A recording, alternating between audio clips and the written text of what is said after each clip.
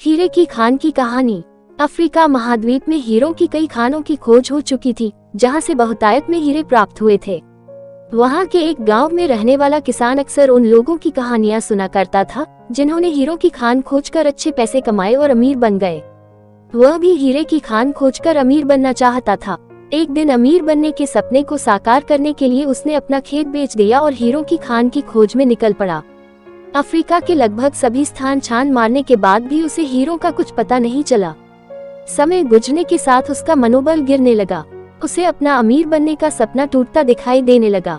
वह इतना हताश हो गया कि उसके जीने की तमन्ना ही समाप्त हो गई और एक दिन उसने नदी में कूदकर अपनी जान दे दी।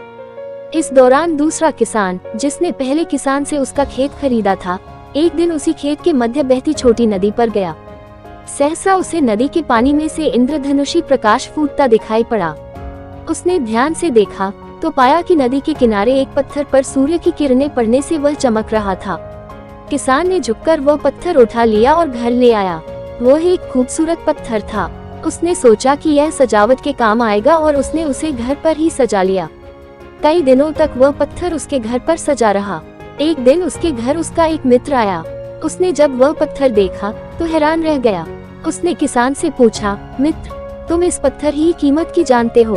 किसान ने जवाब दिया, नहीं, मेरे ख्याल से ये हीरा है, शायद अब तक खोजे गए हीरों में सबसे बड़ा हीरा। मित्र बोला। किसान के लिए इस बात पर यकीन करना मुश्किल था। उसने अपने मित्र को बताया कि उसे यह पत्थर अपने खेत की नदी के किनारे मिला है। वहाँ ऐसे और भी पत्थर हो सकते हैं।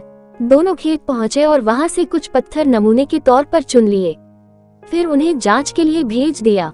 जब जांच रिपोर्ट आई तो किसान के मित्र की बात सच निकली। वे पत्थर हीरे ही थे। उस खेत में हीरों का भंडार था। वह उस समय तक खोजी गई सबसे कीमती हीरे की खदान थी। उसका खदान का नाम किम्बले डायमंड माइंस है। दूसरा किसान उस खदान की वजह से मालामाल हो गया। पहला किसान अफ्रीका में दर दर भटका और अंत में जान दे दी, जबकि हीरे की खान उसके अपने खेत में उसके कदमों तले थी। इस कहानी से हमें यह सीख मिलती है, मित्रों, इस कहानी में हीरे पहले किसान के कदमों तले ही थे, लेकिन वह उन्हें पहचान नहीं पाया और उनकी खोज में भटकता रहा। ठीक वैसे ही हम भी सफलता प्राप्ति के लिए अच्छे अवसरों की तलाश में भटकते रहते हैं। हम उन अवसरों को पहचान नहीं पाते या पहचान कर भी महत्व नहीं देते जो हमारे आसपास ही छुपे रहते हैं। जीवन में सफल होना है तो आवश्यकता है बुद्धिमानी और परख से उन अवसरों को पहचानने की और धैर्य से अनवरत कार्य करने की। सफलता निश्चित है।